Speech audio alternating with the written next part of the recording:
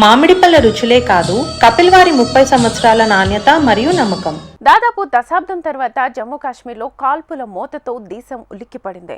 అంతర్జాతీయ సరిహద్దు వివాదాల్లో గత కొన్నేళ్లుగా భారత్ సర్కార్ అనుసరిస్తున్న తీరుతో మంచి ఫలితాలే వస్తున్నాయి. దీంతో కాశ్మీర్లో ఉగ్రమూకలు తోక ముడిచాయని భావిస్తున్న తరుణంలో కాల్పులకు తెగబడ్డం చూస్తుంటే భారత సైన్యం మరింత అప్రమత్తంగా ఉండాల్సిన అవసరం ఏర్పడింది. పహల్గాం కాల్పుల ఘటనతో పాకిస్తాన్ వక్రబుద్ధి మరోసారి వెల్లడైంది. పహల్గాం కాల్పులకు తెగబడింది తామేనని పాకిస్తాన్ కేంద్రంగా పనిచేస్తున్న ఉగ్రవాద సంస్థ ఇప్పటికే ప్రకటించింది. అంటే దీని వెనుక పాక్ పెద్దల హస్తం ఉందన్న విషయం తేటతెల్లమవుతోంది. ఇక ఇంతకాలం ఉగ్రవాదానికి మతం ఉండదు, ఉగ్రవాదులందరూ మానవ మృగాలుగానే ఉంటారు అని చెప్పుకొస్తున్న సో కాల్డ్ సెక్యులరిస్టుల వాదన తప్పని పహల్గాం ఘటనతో రుజువైంది. మంచుకొండలు, పచ్చిక బయళ్లు, ఆహ్లాదకరమైన వాతావరణాన్ని ఆస్వాదిస్తున్న పర్యాటకులు, ఒక్కసారిగా చుట్టుముట్టిన ముష్కరులు, విచక్షణారహిత కాల్పులతో నేలరాలిన అమాయకులు, కళ్ళెదుటే ప్రాణాలు కోల్పోతున్న కుటుంబ సభ్యులు, పేరు అడిగి మతమడిగి మరీ కాల్పులు, బట్టలు విప్పిచూసి మరీ కాల్చి చంపిన ఉగ్రమూకలు, ఉగ్రవాదానికి తప్పకుండా మతం ఉన్నట్లేనన్న వాదనలు. దాదాపు దశాబ్దం తర్వాత జమ్మూ కాశ్మీర్లో వినిపించిన కాల్పుల మూతతో దేశం ఉలిక్కిపడింది. అంతర్జాతీయ సరిహద్దు వివాదాల్లో గత కొన్నేళ్లుగా భారత సర్కార్ అనుసరిస్తున్న తీరుతో మంచి ఫలితాలే వస్తున్నాయి. దీంతో కశ్మీర్లో ఉగ్రమూకలు తోక ముడిచాయి అని భావిస్తున్న తరుణంలో కాల్పులకు తెగబడటం చూస్తుంటే భారత సైన్యం మరింత అప్రమత్తంగా ఉండాల్సిన అవసరం ఏర్పడింది. పహల్గాం కాల్పుల ఘటనతో పాకిస్తాన్ వక్రబుద్ధి మరోసారి వెల్లడైంది. పహల్గాం కాల్పులకు తెగబడింది తామేనని పాకిస్తాన్ కేంద్రంగా పనిచేస్తున్న ఉగ్రవాద సంస్థ ఇప్పటికే ప్రకటించింది. అంటే దీని వెనుక పాక్ పెద్దల హస్తం ఉందన్న విషయం తేటతెల్లమవుతోంది. పాకిస్తాన్ ఉగ్రవాదులకు ఎంతో ఇష్టమైన సౌదీ అరేబియాలో భారత ప్రధాని మోడీ పర్యటిస్తుండగానే పహల్గాంలో ఉగ్రవాదులు దాడులకు తెగబడ్డారంటే పాకిస్తాన్ ఏదో పెద్ద కుట్రకే తెరలేపినట్టు కనిపిస్తోంది. ఎందుకంటే మోడీ సౌదీలో ఉండగా దాడి జరిగితే అది సౌదీ ప్రభుత్వ పెద్దలు కూడా సీరియస్గానే తీసుకుంటారన్న విషయం పాకిస్తాన్కు తెలియందేమీ కాదు. అయినా దాడులకు గ్రీన్ సిగ్నల్ ఇచ్చిందంటే కేవలం కాల్పులతో భయపెట్టడమే కాకుండా ఇంకేదో కుట్ర పన్నినట్టు తెలుస్తోంది. ఇంకా ముఖ్యమైన విషయం, అమెరికా ప్రభుత్వ పెద్ద జేడీ వాన్స్ భారత పర్యటనలో ఉన్న సందర్భంలో ఉగ్రవాదులు అమాయకులను చంపి ఆ చర్యతో అంతర్జాతీయ దృష్టిని ఆకట్టుకోవాలని చూశారంటే పెద్ద కుట్రకే తెరలేపినట్లు అనుమానించాల్సి వస్తోంది. ఇంతకాలం ఉగ్రవాదానికి మతం ఉండదు, ఉగ్రవాదులందరూ మానవ మృగాలుగానే ఉంటారు అని చెప్పుకొస్తున్న సోకాల్డ్ సెక్యులరిస్టుల వాదన తప్పని పహల్గాం సంఘటనతో రుజువైంది. పహల్గాం టూరిస్టులను పేరు అడిగి మతం అడిగి మరీ చంపడం చూస్తుంటే ఉగ్రవాదానికి తప్పకుండా మతం ఉన్నట్లే అని రుజువైంది. ఇంకా దారుణమైన విషయం ఏంటంటే టూరిస్టులను పేరు మతం అడిగినా అనుమానం తీరక బట్టలు విప్పి చూసి మరీ కాల్చి చంపారంటే ఉగ్రవాదానికి మతం లేదని ఎలా చెప్తారు? అలాంటివారు ఇప్పటికైనా తమ వాదన తప్పు అని తెలుసుకోవాలి. దంపతుల్లో భర్తను చంపి భార్యని వదిలేశారు. తనను కూడా చంపాలని భార్య వేడుకోగా నీవు బతకాలి, ఈ విషయాన్ని మోడీకి చెప్పాలి అని ఉగ్రవాది వ్యాఖ్యానించటం వారి అసలు టార్గెట్ ఏంటో తెలిసిపోయింది. పహల్గాం దాడితో ప్రపంచంలో అప్రతిహతంగా వెలిగిపోతున్న మోడీని భయపెట్టాలని చూసినట్టు తెలుస్తోంది. కానీ గతంలో జరిగిన యూరి సర్జికల్ స్ట్రైక్స్ లాంటి ఘటనలు చూసైనా పాకిస్తాన్ బుద్ధి తెచ్చుకోలేదనిపిస్తోంది. ఎందుకంటే అమాయక టూరిస్టులను చంపి మోడీకి చెప్పండని హెచ్చరించడం చూస్తుంటే ఉగ్రవాదులు తాచుపాము తోక తొక్కినట్లే కనిపిస్తోంది. ఎందుకంటే పాకిస్తాన్ ఉగ్రదాడిలో సైనికులు చనిపోతేనే మోడీ వారిని వదిలిపెట్టలేదు, వారి గుడారాల్లో దూరి మరీ చంపారు. అలాంటిది నేరుగా మోడీనే హెచ్చరించే ధైర్యం చేశారంటే ఇక ఉపేక్షించాల్సిన అవసరం ఎంతమాత్రం లేదనిపిస్తోంది. పాకిస్తాన్ తగిన మూల్యం చెల్లించుకోవాల్సిన సమయం దగ్గర పడినట్టే కనిపిస్తోంది. అప్పుడే పహల్గాం మృతుల ఆత్మ శాంతిస్తుంది. ఉగ్రమూకల పాశవిక దాడిలో ప్రాణాలు కోల్పోయిన వారిలో 26 మంది వివరాలను అధికారులు విడుదల చేశారు. ఉగ్రదాడిలో మరణించిన టూరిస్టుల మృతదేహాలకు శ్రీనగర్లోని ప్రభుత్వ మెడికల్ కళాశాల ఆసుపత్రిలో పోస్టుమార్టం నిర్వహించారు. అనంతరం అధికారులు మృతుల వివరాల్ని అధికారికంగా ప్రకటించారు. ఈ మృతుల్లో మహారాష్ట్ర, పశ్చిమ బెంగాల్, హర్యానా, ఉత్తరప్రదేశ్, బీహార్, పంజాబ్, కేరళ, గుజరాత్, కర్ణాటక, ఒడిషా, ఆంధ్రప్రదేశ్, మధ్యప్రదేశ్, అరుణాచల్ ప్రదేశ్ రాష్ట్రాలకు చెందిన టూరిస్టులున్నారు.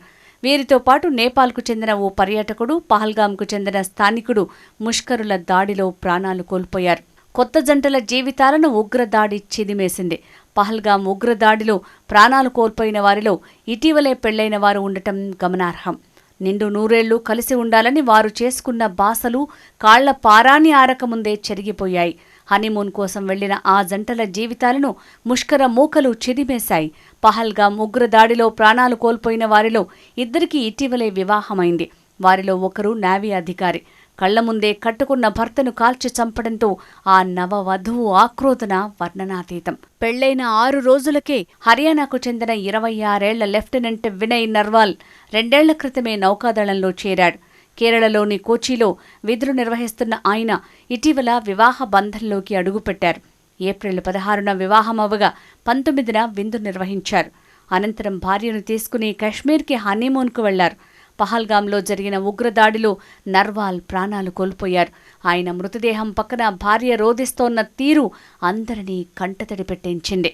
ఉత్తరప్రదేశ్లోని కాన్పూర్కు చెందిన శుభం ద్వివేదికి ఈ ఏడాది ఫిబ్రవరి 12న వివాహమైంది. వృత్తిరీత్యా బిజీగా ఉన్న ఆయన ఇటీవలే భార్యను తీసుకుని కాశ్మీర్ వెకేషన్కు వెళ్లారు.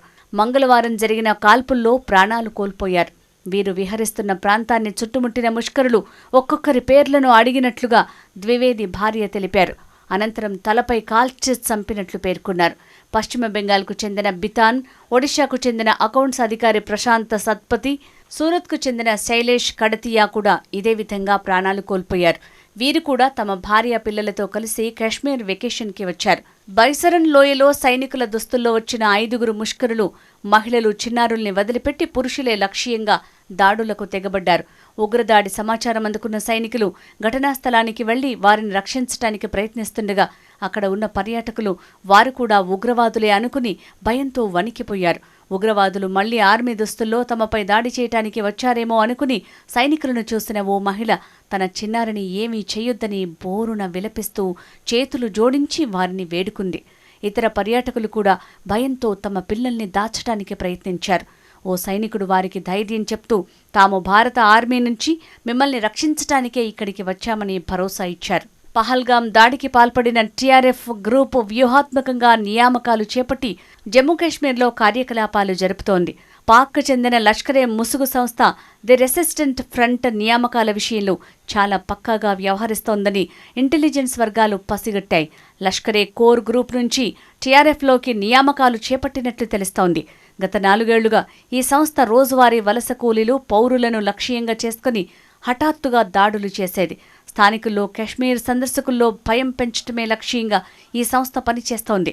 ఇది నేరుగా భద్రతా దళాలతో తలపడదు, కేవలం హిట్ అండ్ రన్ వ్యూహాన్ని అమలు చేస్తుంది. ఇక టీఆర్ఎఫ్ కమాండర్ సజ్జాద్ గుల్ని కేంద్రం ఉగ్రవాదిగా ప్రకటించింది.